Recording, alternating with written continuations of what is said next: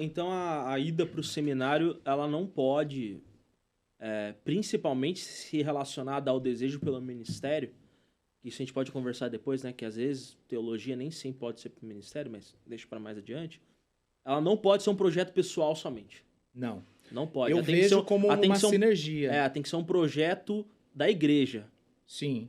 Envolve o desejo, né? Sim, como nós com vimos, certeza. uma das evidências é o desejo, aquele que almeja o episcopado, mas é sempre uma sinergia. Isso não deve acontecer isolado do contexto da igreja local. E é o que acaba acontecendo muitas vezes, a gente tem muito problema nesse sentido, de seminaristas ou candidatos ao seminário que desejam fazer isso, às vezes sem o consentimento do seu pastor. Por exemplo, no seminário Martin Butzer, nós temos vários critérios para aceitação de um seminarista. Inclusive, nós temos uma lista de espera, né? Além de termos 2 turmas de primeiro ano, Uau. Com quase 50 alunos em cada turma, isso todo ano, para a glória de Deus, né? Pela graça de Deus, temos tido esse privilégio. Nós temos também uma lista de espera com vários candidatos. E muitos acabam não passando para as próximas etapas justamente porque não tem uma carta de recomendação da igreja.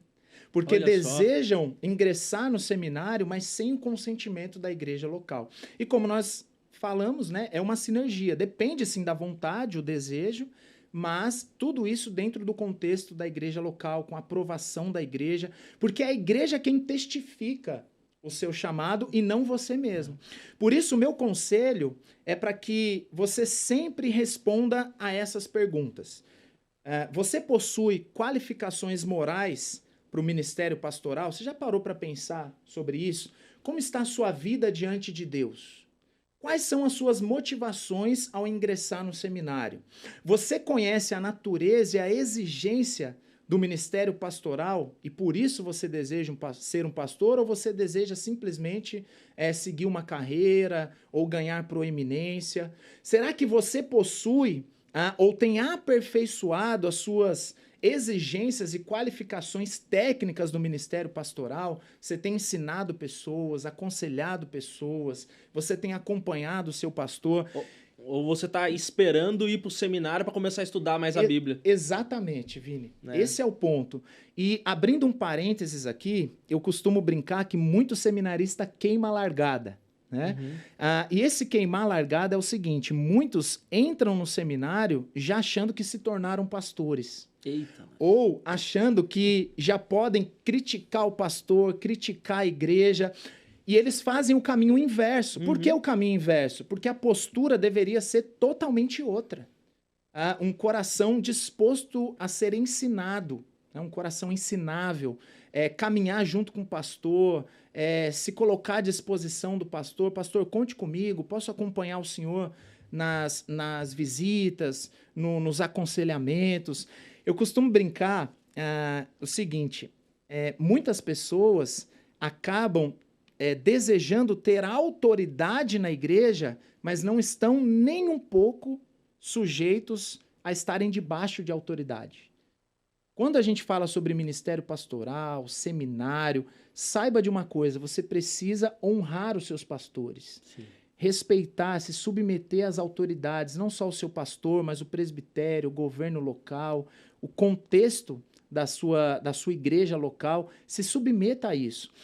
O texto de Agar, por exemplo, para mim é muito marcante. Não sei se vocês já pararam para pensar sobre isso, mas Agar, ela é humilhada pela sua senhora, ela é praticamente expulsa para morrer no deserto. Uhum. E ela está numa situação assim, sabe, não tem mais o que fazer. Eu estou aqui, vou morrer, tá? Tô com meu filho ali passando fome, necessidade. É só questão de tempo. Aí Deus envia uma mensagem para Agar. E a mensagem é: olha, volte e se submeta à sua senhora. Então imagina você ter que se submeter a alguém que acabou de te mandar para morrer no deserto. É claro que eu não estou dizendo aqui que ninguém vai se submeter aos pastores que mandam você morrer no deserto, não é isso. Mas é só para salientar o ponto de que estar debaixo de autoridade é algo que muitas vezes faz parte do trabalhar de Deus, do agir de Deus para a formação da minha vida. Para que eu seja mais parecido com Cristo. Isso é é espiritual, isso é algo que glorifica a Deus, a submissão às autoridades, que é muito difícil Sim. para muitos Você seminaristas. não pode querer ser um bom líder. Isso é um pouco. Eu sei que é jargão, mas jargões são bem-vindos, né? Não pode querer ser um bom líder sem antes ser um bom liderado. Né? Você tem que fazer a lição de casa. Né? Não pode querer já estar acima das pessoas. Primeiro que a liderança bíblica não é uma liderança onde você está acima, mas abaixo, né? Que ele Sim. quiser ser o primeiro, sirva a todos.